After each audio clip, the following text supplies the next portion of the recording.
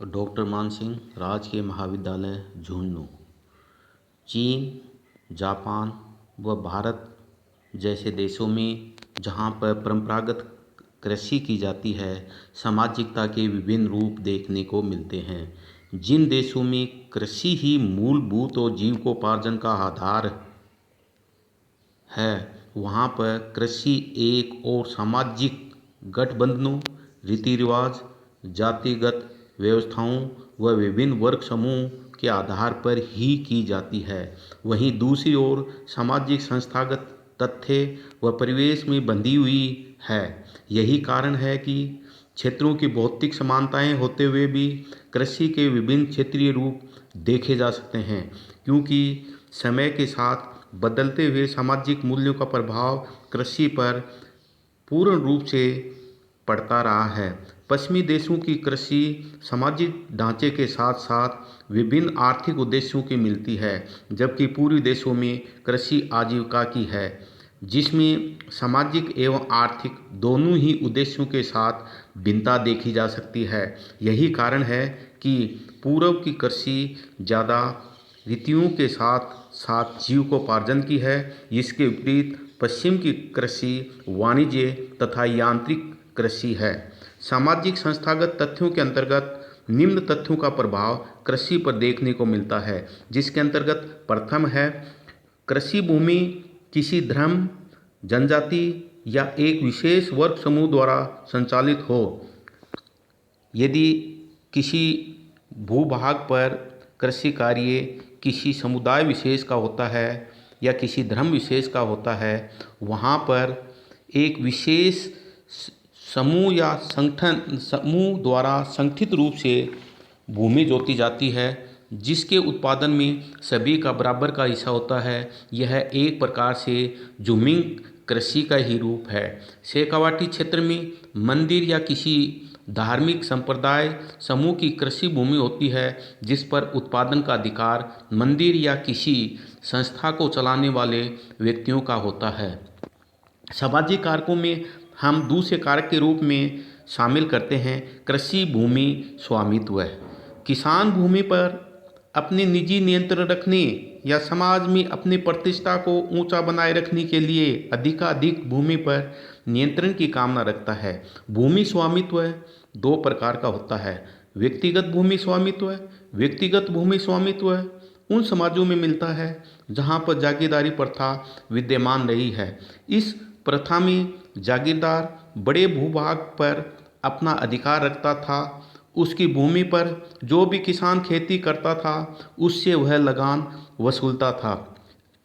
विभिन्न समाजों में कृषि भूमि का बंटवारा एवं इसके विभिन्न रूप अपने अपने रीति रिवाजों के अनुसार ही रहे हैं। यही कारण है कि जितनी विवाद भूमि स्वामित्व को लेकर के हुए हैं, उतने किसी अन्य क्षेत्र में देखने को नहीं मिलते हैं।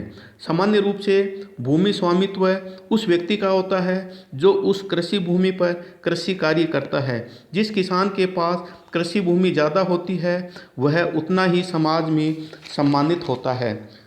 द्वितीय, सामूहिक भूमि स्वामित्व। साम्यवादी देशों में राज्य स्तर पर सहकारी खेती पाई जाती है, जिस पर सरकारी नियंत्रण व स्वामित्व पाया जाता है। व्यक्ति विशेष का कोई महत्व नहीं रहता है। इससे छोटे छोटे समूह समाप्त हो गए हैं तथा सहकारिता का विकास हुआ है। तृतीय, कृषि भूमि पर काश्तकारी व्यवस्था। काश्तकारी से अभिप्राय है कि जो भी कृषक खेती करता है, या तो वह स्वयं खेत का मालिक होता है या फिर जमीन पर खेत के मालिक के विभिन्न शर्तों पर खेती करता है। इस प्रकार की दशाएं उन भागों में पाई जाती है जहां पर जागीरदारी प्रथा विद्यमान रही है। भारत में विशेषकर सामंतवादी व्यवस्था में राजा या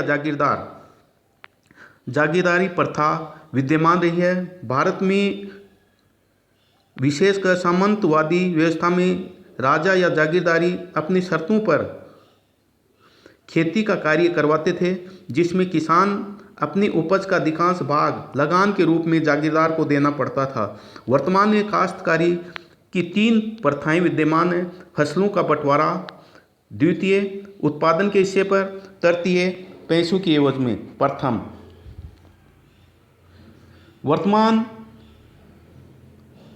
प्रथम फसलों का बंटवारा। इसके अंतर्गत किसान को खेत पर बोई फसलों का निर्धारित हिस्सा भूमि के मालिक को देना पड़ता है, जैसे आधा आधा खेत का हिस्सा या एक हिस्से की फसल नष्ट होने के बावजूद भी किसान को हिस्सा देना पड़ेगा। सेकंड, उत्पादन के हिस्से पर। इस काश्तकारी व्यवस्था में कृषक एवं मालिक के मध्य खेत के उत्पादन के हिस्से के लिए दोनों में समझौता होता है। जैसे कुल उत्पादन का 1/4, आधा या 3/4 भूमि मालिक को उत्पादन का हिस्सा देना पड़ेगा। अकाल पड़े, टिड्डी का प्रकोप आए या अतिवृष्टि हो, इन बातों का भूमि मालिक को कोई मतलब नहीं रहता है। तृतीय, पैसों की एवज में। इसके अंतर्गत भूमि मालिक एवं किसान के मध्य एक वर्ष के लिए या खरीफ फसल के लिए या रबी फसल के लिए निर्धारित पैसों में भूमि मालिक किसान को भूमि किराए पर देता है। उस खेत में उस समय फसल होती है या नहीं होती है या अधिक होती है, इसका भूमि मालिक को कोई मतलब नहीं होता है। किसान को निर्धारित रकम भूमि मालिक को देनी पड़ेगी। चतुर्थ, जोत का आकार। जिस खातेदार की ज़मीन होती है वह उस भूमि का मालिक होता है। भारत में ज़मीन के उत्तराधिकार के नियम के अनुसार ज़मीन को पिता के पुत्रों में समान रूप से विभाजित की जाती है। जैसे एक पिता के पास 20 बीघा ज़मीन है एवं उसके 4 पुत्र हैं, तो पिता की मृत्यु के बाद चारों पुत्रों में 5-5 बीघा ज़मीन विभाजित हो जाएगी। इस उत्तराधिकार नियम के कारण से वर्तमान में भारत में जोतों का आकार निरंतर छोटा हो रहा है, वहीं जोत क्षेत्रों का बिखराव भी हो रहा है। उदाहरण के लिए एक किसान के पास 10 बीघा ज़मीन है, तो यह 10 बीघा ज़मीन एक जगह पर न होकर गांव के विभिन्न हिस्सों में स्थित होगी। खेतों का आकार छोटा होने एवं खेतों का बिखराव होने के कारण से किसान के सामने कई समस्याएं आती हैं, जैसे खेत की देखभाल नहीं हो पाएगी, छोटी छोटी जोत होने के कारण से अधिक मात्रा में निवेश नहीं कर पाएगा, सिंचाई की व्यवस्था नहीं हो पाएगी, कृषि यंत्रों का प्रयोग नहीं हो पाएगा।